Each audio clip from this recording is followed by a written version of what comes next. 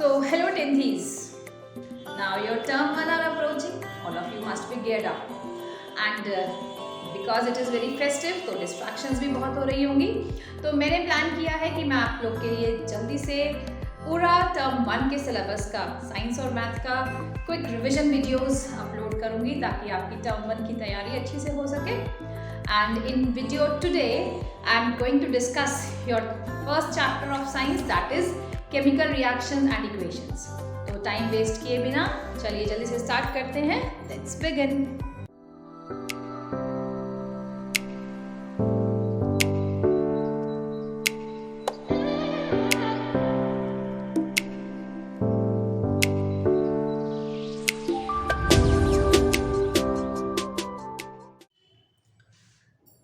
हाँ जी, तो तुम्हारा फर्स्ट चैप्टर केमिस्ट्री में it is chemical reactions and equations. This is very first chapter of your science book and इस chapter में what all we are going to cover I have just showed it on the screen. आपको दिख रहा होगा. हम इस chapter में cover करेंगे केमिकल रिएक्शंस क्या होता है, आप कैसे आइडेंटिफाई कर सकते हैं that chemical reaction is going on. उसके बाद केमिकल इक्वेशंस के बारे में शॉर्ट डिस्क्रिप्शन है. फिर बैलेंसिंग का थोड़ा सा हम डिस्कशन करेंगे, बैलेंसिंग कैसे करते हैं. Then types of chemical reactions and उसमें वेरियस टाइप्स हैं जिसके हम एग्जांपल्स डिस्कस करेंगे. 5 types of reactions are there. Then last topic इस चैप्टर में है आपका रैंसिडिटी और करोजन. ठीक है, तो चलिए स्टार्ट करते हैं. Chemical reaction. रिएक्शन क्या होता है, देखिए मैं स्क्रीन पे थोड़ा सा फोकस कर रही हूँ आपको. रिएक्शन क्या होता है, आपके पास कोई भी चेंज, ठीक है, कोई भी चेंज मतलब कि आपने एक सब्सटेंस लिया है एंड उस सब्सटेंस में आपने कुछ भी एनर्जी प्रोवाइड करी या नहीं भी प्रोवाइड करी बट उस सब्सटेंस में कुछ चेंजेस हो गए. Then we say that chemical reaction has taken place. Okay, अब कुछ चेंजेस हो गए में क्या क्या केसेस आते हैं देखिए. First that change of state. For example you have water. ठीक है, H2O का फिजिकल स्टेट क्या होता है, लिक्विड. आप लिक्विड स्टेट को इलेक्ट्रोलाइज करते हो, वाटर को इलेक्ट्रोलाइज करते हैं. Then what happens, it splits up into hydrogen and oxygen. सबने पढ़ा होगा, ये बहुत कॉमन इक्वेशन है that H2O when it is electrolysed then it splits up into hydrogen gas and oxygen gas. तो आपके पास जब आपने रिएक्शन स्टार्ट किया था तो रिएक्टेंट की फिजिकल स्टेट वाज लिक्विड और रिएक्शन हो जाने के बाद आपके पास जो प्रोडक्ट्स मिले हैं उनकी physical states hydrogen and oxygen gases. तो physical state is gaseous now physical state में चेंज हो गया and we will say that chemical reaction has taken place. So this is the first way to identify that chemical reaction has taken place by noticing the change in the state of the substance. Secondly we come over change in the colour. Colour का भी example देखिए. आपके पास copper sulphate solution है, ठीक है, copper sulphate solution is blue in colour. आप उसको test tube में लेते हैं और उसमें आप 2-3 drops iron nails 2-3 pieces iron nails के डाल देते हैं. ठीक है, लोहे की कीलें डाल देते हैं आप. कॉपर सल्फेट ब्लू कलर का सोल्यूशन है एंड जैसे ही उसके अंदर आप कील डालते हैं लोहे की या आयरन यू कैन से, तो आप नोटिस करेंगे कि कलर चेंज क्या हो रहा है, वो ब्लू से ग्रीनिश होता जा रहा है. ठीक है, अब हमें अभी तक इस चैप्टर की जस्ट वेरी फर्स्ट पॉइंट से आपने देखा है कि केमिकल रिएक्शन होने की पहचान करनी है. अभी हमें नहीं पता उसमें chemically what all is going on. What we will notice is that उसका ब्लू कलर धीरे धीरे चेंज होकर वो ग्रीनिश होता जा रहा है और change in colour will give us N indication that the chemical reaction has occurred. ठीक है, now third case is change of temperature. Change of temperature में यार ये भी बहुत कॉमन एग्जाम्पल है. Quick line. क्विक लाइन पता है ना, क्विक लाइन इज चूना. ठीक है, इस चूना को जब आप वाटर में डिसॉल्व करते हैं then what do you get, you get slaked lime, CaOH whole twice. This is quick lime and this is slaked lime और इस प्रोसेस को हम स्लेटिंग ऑफ लाइन भी बोलते हैं. नाउ व्हाट हैपेंस, चूना को आपने पानी में डिसॉल्व किया एंड जिस कंटेनर में भी आप ये डिसोल्यूशन कर रहे हैं that container will become hot, the container will become warm. That means इस रिएक्शन में some heat is being evolve, वही तो उस कंटेनर को गर्म कर रही है. तो आपके पास जो सिस्टम था, जो रिएक्टेंट्स थे, उनका temperature is rising. Change in temperature हो रहा है, again you get an indication that some chemical reaction has occurred. ठीक है, तो change of physical state, change of colour and change of temperature, these 3 changes will give you an indication that chemical reaction has occurred. Besides that, अब ये change वाली चीज छोड़ देते हैं. Now you will come to know कि आपके पास फिजिकल स्टेट कुछ चेंज नहीं हो रही है, but there is one more thing to be notice. See, for example, first I'll tell you the equation and then reaction and then you yourself will come to know कि उसमें क्या notice करवा रही हूँ मैं. आपने एक टेस्ट ट्यूब में एसिड लिया है, लेट अस से हाइड्रोक्लोरिक एसिड, ठीक है. आप उस टेस्ट ट्यूब के अंदर छोटा सा पीस जिंक मेटल का डाल देते हैं, कोई भी मेटल, जिंक मेटल ले लो, एल्यूमिनियम मेटल ले लो, any metal you can take. तो हाइड्रोक्लोरिक एसिड में when you add metal in that test tube, what you will notice that, see आपके पास उस टेस्ट ट्यूब में एफरवेंसेस दिखने लगेंगे. एफरवेंसेस मतलब बबल्स. तो टेस्ट ट्यूब में बबल्स बन रहे हैं, मतलब कोई ना कोई गैस इवॉल्व हो रही है. तो evolution of gas is also indicating that some reaction is occurring. ठीक है. सो केमिकल रिएक्शंस हो रहे हैं, इसकी इंडिकेशन के लिए आपके पास ये 4 क्राइटेरियाज होते हैं: change of state, change of colour, change of temperature and evolution of the gas. Okay. अब केमिकल रिएक्शन हो गया, ये मैं आपसे इतनी लंबी बात कर रही हूँ तो मैं पूरा बता रही हूँ कि फेरस सल्फेट बन रहा है, कॉपर सल्फेट हमने लिया था, ब्लू कलर था, ग्रीन कलर बन गया, ऑल दैट. जब आप इन सब बातों को वर्बली नहीं बोलना चाहते हैं, इनको सिंबॉलिकली रिप्रेजेंट करना चाहते हैं, then you take the help of chemical equations. So chemical equation क्या होती है? They are the symbolic representation of a chemical reaction. जैसे ये वाटर वाला केस मैंने यहाँ पे बोर्ड पे लिखा हुआ है, वाटर को हम इलेक्ट्रोलाइज कर रहे हैं एंड इससे hydrogen and oxygen gas are being formed. और you can say calcium oxide को आप वाटर में डिसॉल्व कर रहे हैं and slaked lime is being formed. ठीक है. थर्ड केस जो मैं आपसे डिस्कस कर रही थी, ब्लू कलर का कॉपर सल्फेट सॉल्यूशन लिया हुआ है एंड उसके अंदर हमने आयरन गेल्स डाल दिए and you will get what, a green coloured solution of ferrous sulphate along with some copper pieces being solidified which will stick on the nail. So ये मैंने इस फॉर्म में लिख दिया, so it is easy to interpret what is being happening here with the help of this equation you come to know. तो chemical reaction का representation is your chemical equation. ठीक है. तो केमिकल इक्वेशन का simple सा definition है, it is the symbolic representation of a chemical reaction. Symbolic because I am taking the help of symbols. ठीक है. इस रिएक्शन को अगर आप जनरल वे में लिखते हैं, then the equation is a skeletal equation. और अगर इसी इक्वेशन में आप फर्दर उसको ज़्यादा इंफॉर्मेटिव बनाने के लिए फिजिकल स्टेट्स उसमें ऐड ऑन कर देते हो, किसी भी सब्सटेंस की क्या फिजिकल स्टेट्स हैं, तो वो इंफॉर्मेशन थोड़ी ज़्यादा इंफॉर्मेटिव हो जाती है. ठीक है. फिर law of conservation of mass को ओबे करवाने के लिए आप रिएक्टेंट साइड और प्रोडक्ट साइड पे नंबर ऑफ एलिमेंट्स को भी इक्वेट कर देते हो, तो आपकी रिएक्शन जो इक्वेशन है वो पूरी इंफॉर्मेटिव हो जाती है. एंड ऐसी इंफॉर्मेटिव इक्वेशंस को हम कहते हैं बैलेंस्ड इक्वेशंस. ठीक है.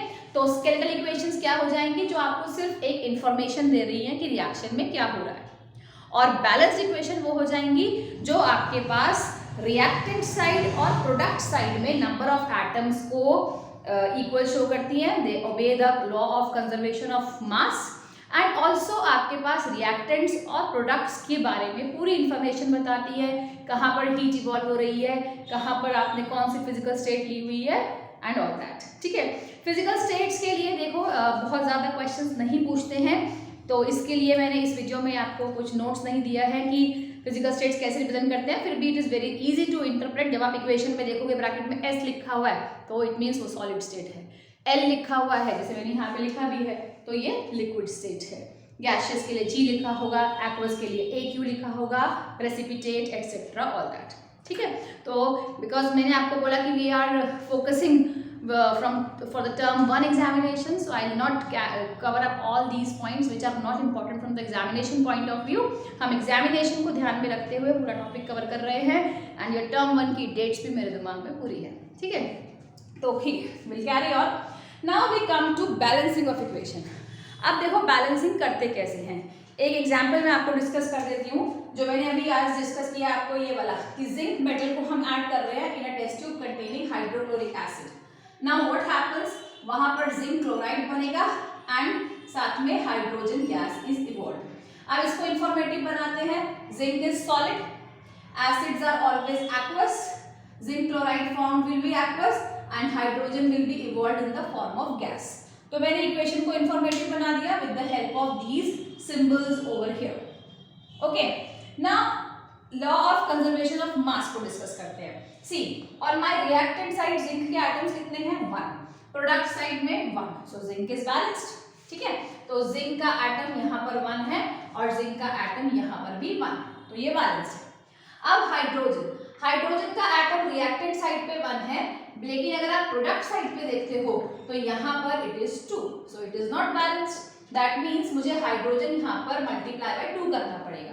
And keep it in mind, जब भी आप बैलेंसिंग करते समय कोई भी न्यूमेरिकल कोई भी नंबर ऐड ऑन करते हो तो वो ऑलवेज उसका कोफिशिएंट बनता है। कोफिशिएंट मतलब आप उस फॉर्मूला के सामने लिखोगे जो भी आपको न्यूमेरिकल कोफिशिएंट ऐड ऑन करना है। तो नाउ सिंस आई नो कि रिएक्टेंट साइड पे I need 2 hydrogen, I have only 1, I have to multiply the term with 2, तो मैं क्या करूंगी, इसके सामने यहाँ पर 2 लगा दिया मैंने।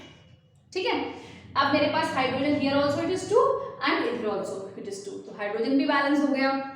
देन क्लोरीन यहाँ पर इस 2 की वजह से जो ये वाला 2 लगाया है ये हाइड्रोजन एंड क्लोरीन दोनों के लिए एप्लीकेबल होगा। तो क्लोरीन मेरे पास रिएक्टेंट साइड पे अब कितना हो गया chlorine, it is 2 and product side में it was already 2।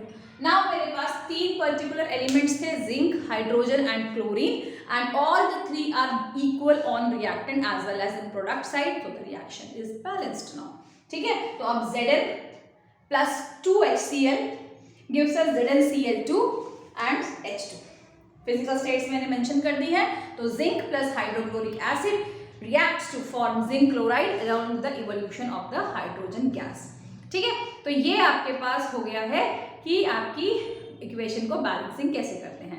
Balancing is not an easy topic, you need to practise a lot on this. So आपकी जो एनसीईआरटी की टेक्स्ट बुक है उसमें पीछे अनसॉल्व्ड एक्सरसाइज में भी आपके क्वेश्चन नंबर 6, 7 एंड 8 गिवन है, और आपकी इन टेक्स्ट क्वेश्चंस में भी बैलेंसिंग के क्वेश्चंस की प्रैक्टिस अवेलेबल है। You can go through those equations and if possible I will post another video for the balancing of equations also। ठीक है, so you need what you need to do, you need to subscribe the channel, share the channel and just keep on watching। ठीक है, चलो अब after that we come on what types of reactions। see types of reactions आपके पास 5 types of reactions है। combination, देखो मैं screen पे दिखा देती हूँ आपको, combination, decomposition, displacement, double displacement and redox। ठीक है, so we have 5 types of reactions. Combination is very easy to understand. Combination मतलब कॉम्बाइनिंग, तो आप 2 रिएक्टेंट्स लेते हो, 2, 3 ज़्यादा भी ले सकते हो। व्हेन 2 और more reactants are combined together to give you a single product, then the type of reaction will be your combination reaction. ठीक है, इसमें आपकी एनसीईआरटी बुक में अगर आप देखोगे the very first page of the chapter एक एक्टिविटी दिया हुआ है। आप मैग्नीशियम रिबन लेते हो Mg और उसको बर्न करते हैं हम in the presence of air. तो क्या हो रहा है, बर्निंग मतलब it is reacting with oxygen, Mg plus O2। See I will show you with the help of an equation. Combination में क्या हो रहा है, Mg plus O2, it will give us what, MgO। Reaction में white dazzling flame बनती है और magnesium oxide का पाउडर बनके it starts falling down. Now ये आपके पास रिएक्टेंट्स 2 थे, 1 मैग्नीशियम एंड अनदर ऑक्सीजन, दोनों रिएक्टेंट्स कंबाइन करके आपको एक सिंगल प्रोडक्ट दे रहे हैं। This type of chemical reaction is your combination reaction. ठीक है, तो कॉम्बिनेशन वर्बल मीनिंग से आपको बहुत सिंपली समझ में आ रहा होगा। जिस रिएक्शन में आपके पास 2 या 2 से ज़्यादा रिएक्टेंट्स कंबाइन करते हैं, जुड़ जाते हैं और एक सिंगल प्रोडक्ट दे देते हैं, that is a combination reaction. ठीक है, नाउ कॉम्बिनेशन रिएक्शन के बाद डीकम्पोजिशन इसका जस्ट रिवर्स है। डीकम्पोजिशन में क्या होना है, टूटना है। आपके पास एक सिंगल रिएक्टेंट होगा और उसको आप स्प्लिट करके 2 या 2 से ज़्यादा प्रोडक्ट्स ऑब्टेन करोगे। सी जो मैंने यहाँ पर इलेक्ट्रोलाइसिस ऑफ वाटर डिस्कस किया था आपको, जब चेंज ऑफ स्टेट का डिस्कशन किया था वीडियो में पहले, वो आपका डीकम्पोजिशन का एग्जाम्पल भी है। You have what, you have water over here and it is being split into hydrogen and oxygen. तो एक रिएक्टेंट था और उससे आपके 2 प्रोडक्ट्स बन गए। So this type of reaction is your decomposition reaction. तो in a way you can say that कि combination is reverse of decomposition, मतलब एक दूसरे के वाइस वर्सा है। कॉम्बिनेशन में आप चीज़ों को जोड़ रहे हो और डीकम्पोजिशन में आप चीज़ों को स्प्लिट कर रहे हो। ठीक है, second point two be noticed is, जब भी आप कॉम्बिनेशन रिएक्शन की बात करते हो उसमें रिएक्टेंट्स ज़्यादा होते हैं और प्रोडक्ट्स कम होते हैं, और डीकम्पोजिशन में उल्टा है, आपके पास रिएक्टेंट्स कम होते हैं एंड प्रोडक्ट्स ज़्यादा होते हैं। ठीक है, third thing to be noticed is combination reaction करते समय एनर्जी मे और may not be required. When you have to combine the things, it is not necessary that you need to provide energy to it. But when you have to break up anything, you necessarily have to provide energy to it. ठीक है, mark this point is very important point. Combination reaction में energy may or may not be required, but decomposition reaction में energy is always required. ठीक है, तो इसी basis पे आपके जो decomposition reaction होते हैं उसकी सब कैटेगरीज हो जाती हैं. नंबर 1 इज थर्मल डिकम्पोजिशन, जहां पर आप हीट के फॉर्म में एनर्जी दोगे. देन नंबर 2 इज फोटोलाइसिस, जहां पर आप लाइट के फॉर्म में एनर्जी दोगे. एंड नंबर 3 इज इलेक्ट्रोलाइसिस, जहां पर आप इलेक्ट्रिसिटी के फॉर्म में एनर्जी दोगे. ठीक है, तो डिकम्पोजिशन रिएक्शन में energy has to be supplied necessarily.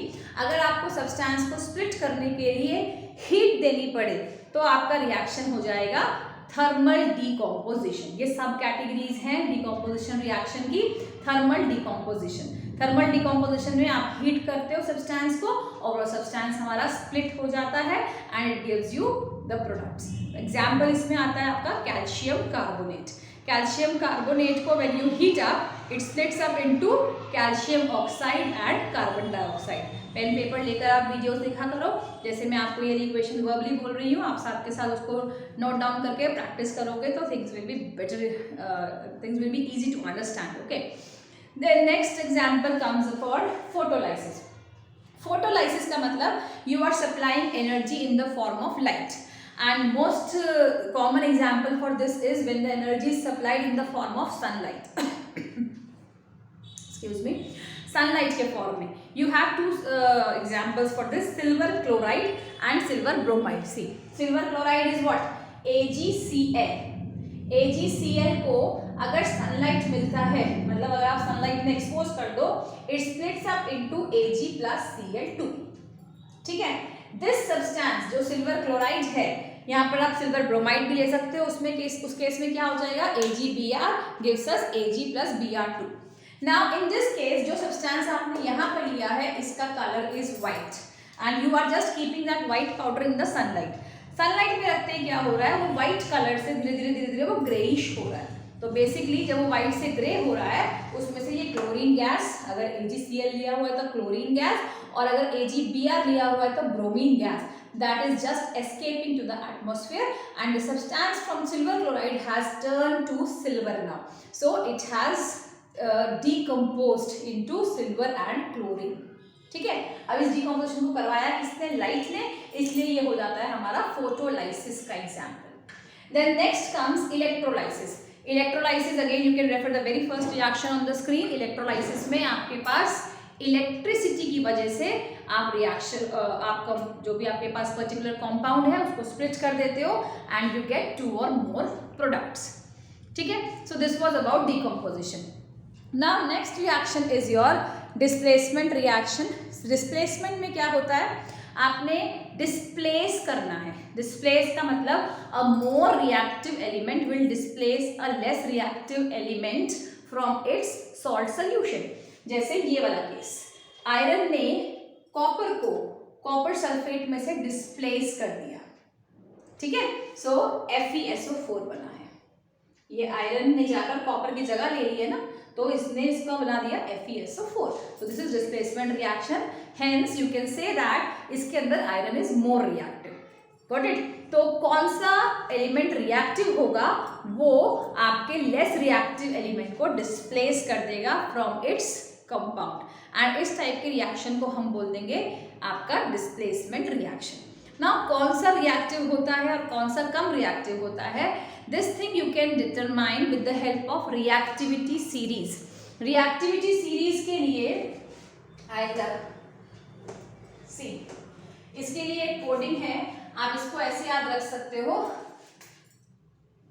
Potassium PSC मेजेंटल. ये जो मैंने लिखे हैं ये सिंबल्स नहीं है, ये सिर्फ शॉर्टकट है इसको याद रखने के लिए. P stands for potassium, then sodium, calcium, magnesium, aluminium, zinc, iron, nickel, tin and lead. So this is a decreasing sequence of chemical reactivity. Then next comes hydrogen. सारे जो एलिमेंट्स इससे ऊपर आते हैं it means they are more reactive than hydrogen, and इसके नीचे जो आएंगे copper, silver, mercury, gold and platinum, इसके नीचे जो एलिमेंट्स आते हैं वो सारे आपके लेस रिएक्टिव होते हैं, that means they can not displace even hydrogen. अब इस इक्वेशन, इस सीरीज से आप उस इक्वेशन को कोरिलेट करो, what was it, Fe was displacing copper sulphate, see the position of Fe यहाँ पर है, कॉपर यहाँ पर है, तो since iron is above in the series में ऊपर है, इट मीन्स ये ज्यादा रिएक्टिव है।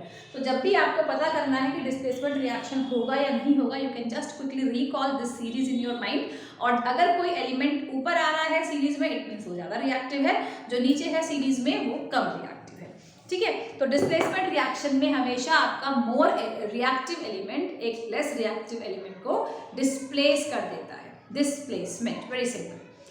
Next comes your double displacement.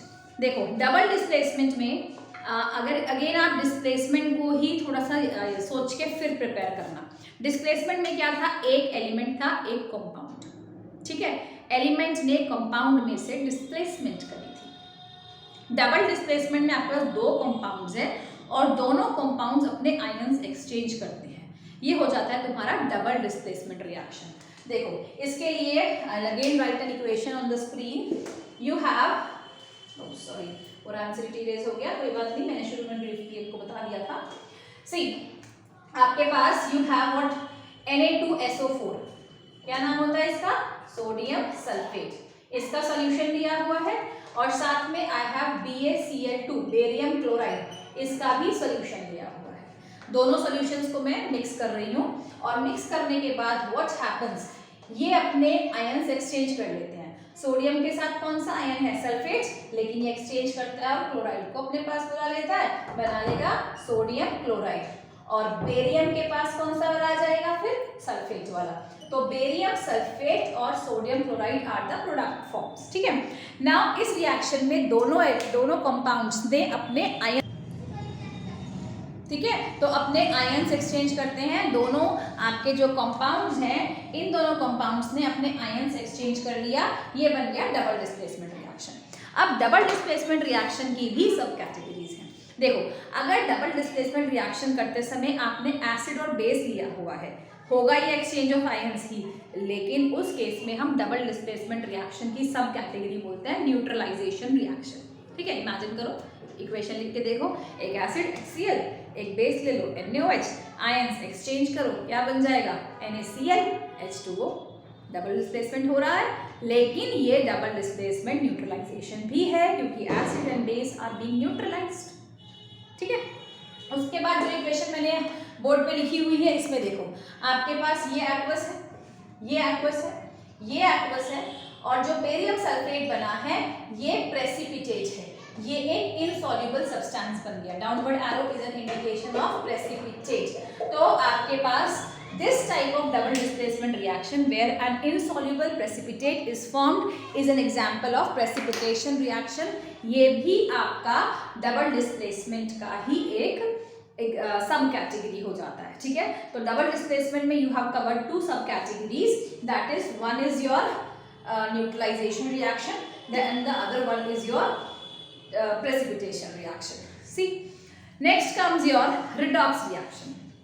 देखो redox reaction क्या है, redox का मतलब redox, red and ox, reduction and oxidation।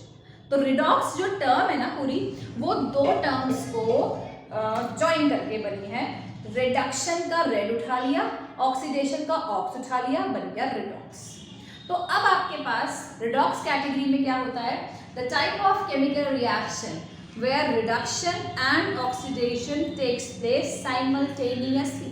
Reduction and oxidation are just occurring at the same time. That type of reaction is called your redox reaction. चलो इसका भी हम example देख लेते हैं इक्वेशन की हेल्प से। सी आपके पास जिंक ऑक्साइड है, ठीक है, जिंक ऑक्साइड को you treat it with carbon, what happens, it will form zinc, plus carbon monoxide. ठीक है, अब रिडक्शन क्या होता है और ऑक्सीडेशन क्या होता है पहले आप वो अच्छे से समझ लो। अगर किसी भी सब्सटेंस में ऑक्सीजन का एडिशन हो रहा है देन वी से ऑक्सीडेशन, ऑक्सीजन का रिमूवल हो रहा है रिडक्शन, हाइड्रोजन का एडिशन हो रहा है रिडक्शन, हाइड्रोजन का रिमूवल हो रहा है ऑक्सीडेशन। ठीक है, सो हाइड्रोजन के हिसाब से आई मार्क इट हियर, ये तो हो गया ऑक्सीडेशन और ये हो गया रिडक्शन। अगर आपके पास ऑक्सीजन ऐड हो रही है ऑक्सीडेशन, ऑक्सीजन रिमूव हो रही है रिडक्शन, हाइड्रोजन रिमूव हो रही है ऑक्सीडेशन, हाइड्रोजन ऐड हो रही है रिडक्शन, जस्ट एक दूसरे का ऑपोजिट। थर्ड कॉन्सेप्ट होता है इलेक्ट्रॉनिक कॉन्सेप्ट। इलेक्ट्रॉन्स रिमूव हो रहे हैं ऑक्सीडेशन, इलेक्ट्रॉन्स ऐड हो रहे हैं रिडक्शन। तो आप इस तीनों में से कोई भी क्राइटेरिया के अकॉर्डिंग आप चेक करोगे, किसी भी सब्सटेंस में अगर रिडक्शन और ऑक्सीडेशन दोनों साइमल्टेनियसली हो रहा है then this that will fall in the category of redox reaction. देखो इस केस में देखते हैं, जिंक ऑक्साइड बना क्या है, जिंक, ऑक्सीजन हट गई है, oxygen has been removed and removal of oxygen को क्या बोलते हैं, रिडक्शन। तो this part is your reduction. Carbon बना क्या है, carbon monoxide, so this part is your oxidation. ठीक है, रिडक्शन और ऑक्सीडेशन दोनों साइमल्टेनियसली हो गए, so it is a redox reaction. Simple. अब इसको हम हाइड्रोजन कॉन्सेप्ट से तो नहीं डिस्कस कर सकते इस इक्वेशन को, सिंस हाइड्रोजन तो इसमें इन्वॉल्व ही नहीं है, तो इसलिए हमने इसको ऑक्सीजन कॉन्सेप्ट से देखा। आपके पास डिपेंड करता है जो भी एलिमेंट होगा, जो भी रिएक्शन दे रखा होगा उसमें आपको ऑक्सीजन कॉन्सेप्ट, हाइड्रोजन कॉन्सेप्ट या इलेक्ट्रॉनिक कॉन्सेप्ट अप्लाई करने के लिए you just need to see the equation. ठीक है, इसी में देखो मैं आपको इलेक्ट्रॉनिक कॉन्सेप्ट भी बता सकती हूँ। जिंक ऑक्साइड, जब जिंक ऑक्साइड बन रहा है तो zinc is a positive ion, it is a cation here, मतलब zinc has a positive charge. यहाँ पर जब जिंक सॉलिड स्टेट में आ गया तो it has no charge. Positive charge से जब नो चार्ज आया होगा मतलब इलेक्ट्रॉन्स गेन हुआ होगा, इलेक्ट्रॉन के गेन को क्या बोलते हैं, रिडक्शन, और इसलिए ये रिडक्शन है। समझ में आ रहा है ना। तो आपको कोई भी कॉन्सेप्ट अप्लाई करना पड़ सकता है डिपेंडिंग अपॉन द इक्वेशन। अब इसमें एक और बहुत इंपॉर्टेंट चीज होती है, जिस रिएक्टेंट में रिडक्शन हुआ है, जिस रिएक्टेंट में रिडक्शन हुआ है उसको हम कहते हैं that it is being reduced and it act as an oxidising agent. ठीक है, प्लीज मार्क इट इंपॉर्टेंट। जिस सब्सटेंस में रिडक्शन हुआ है दैट इज बीइंग रिड्यूस्ड और वो हमारा ऑक्सीडाइजिंग एजेंट होगा। जिस सब्सटेंस में ऑक्सीडेशन हुआ है वो substance is being oxidised and वो रिड्यूसिंग एजेंट होगा। तो आपके पास रिडक्शन और ऑक्सीडेशन के साथ साथ reducing agent, oxidising agent, substance reduced, substance oxidised, इस टाइप के क्वेश्चंस भी आ जाते हैं। एंड इसमें देखो एक बहुत क्या कहना चाहिए मूल मंत्र सा है कि जब भी आपको substance oxidised, substance reduced, oxidising agent, reducing agent ऐसी बातें पूछते हैं तो always keep it in mind कि ये वाले जो भी सब्सटेंसेस होंगे वो आपको रिएक्टेंट साइड से मिलेंगे, प्रोडक्ट साइड से कभी नहीं मिलते। समझ में आ गई। चलो अब वीडियो बहुत ज़्यादा एक्सटेंड हो रही है, अब लास्ट टॉपिक रैंसिडिटी और कोरोजन डिस्कस करते हैं। रैंसिडिटी का मतलब आपके पास जो भी फैट कंटेनिंग सब्सटेंसेस होते हैं, जो भी हमारे पास ऐसे फूड आइटम हैं जिसके अंदर ऑयल, घी, फैट ऐसा चीज़ें होती हैं, when they get expose to air, अगर उनका एरियल ऑक्सीडेशन होगा, एरियल ऑक्सीडेशन मतलब एयर के प्रेजेंस में when they get oxidised then that process is called rancidity. ठीक है, और हम फूड को कहते हैं कि फूड हो गया हमारा रैंसिड। सबसे कॉमन एग्जाम्पल इसके अंदर है जो भी आपके पैक्ड फूड आइटम्स आते हैं जैसे चिप्स, नमकीन, उस पैकेट को खुला छोड़ दो, ठीक है, और आप खाओ उसको एक दिन के बाद, आपको अपने आप टेस्ट में डिफरेंस आ जाएगा ना, तो हम कहेंगे कि वो रैंसिड हो गया। तो जब भी रैंसिडिटी होता है फूड का टेस्ट स्पॉइल हो जाता है, फूड के अंदर से एक बेकार स्मेल आनी शुरू हो जाती है, तो it start producing a foul smell and the taste also just gets destroyed. So rancidity is a unwanted process, इसको हम कुछ भी करके रोकेंगे। और इसको स्टॉप करने के लिए हमारे पास क्या क्या तरीके होते हैं। पहला तो है कि आप फूड को एयर टाइट कंटेनर में स्टोर करोगे। एयर टाइट कंटेनर में स्टोर करने से क्या होगा, उसका एयर से कॉन्टैक्ट ब्रेक रहेगा, एयर से कॉन्टैक्ट नहीं है तो ऑक्सीजन से कॉन्टैक्ट नहीं है तो ऑक्सीडेशन नहीं हो रहा है तो रैंसिडिटी नहीं हो रही है। तो first is prevent storing in the air tight container. Then second क्या होता है, you can add antioxidants to it like BHA butylated hydroxy anisole, उसमें आप एंटीऑक्सीडेंट्स ऐड करोगे तो एंटीऑक्सीडेंट्स ऑब्वियसली बात है कि वो ऑक्सीडेशन को रोकेंगे, रैंसिडिटी को प्रिवेंट कर लेंगे। Third is flushing nitrogen. जो हमारे चिप्स के पैकेट आपके जो होते हैं, जब आप इनिशियली इसको परचेज करते हो उसके अंदर एक गैस भरी होती है, हवा भरी हुई होती है, तो वो हवा is nothing but your nitrogen gas. अगर आप फूड आइटम के ऊपर नाइट्रोजन गैस रखते हो फ्लश करके, मतलब नाइट्रोजन किस एनवायरनमेंट में उसको रखते हो फूड आइटम को, तब भी इट प्रिवेंट्स ऑक्सीडेशन, ठीक है, it prevents rancidity.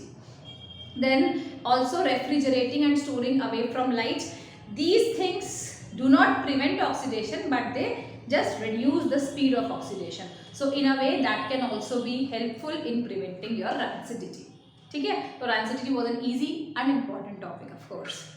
Last is corrosion. Corrosion में क्या होता है, आपके पास जो भी मेटल हमारे हैं, अगर वो मेटल्स के ऊपर एयर एंड मॉइस्चर का एक्शन होगा तो वो मेटल हमारा स्लोली गेट्स ईटन अवे, वो मेटल्स हमारे मतलब उसमें से धीरे धीरे उसकी लाइफ खत्म होनी शुरू हो जाएगी, वो डिटोरिएट हो जाएंगे एंड इस प्रोसेस को हम बोलते हैं कोरोजन।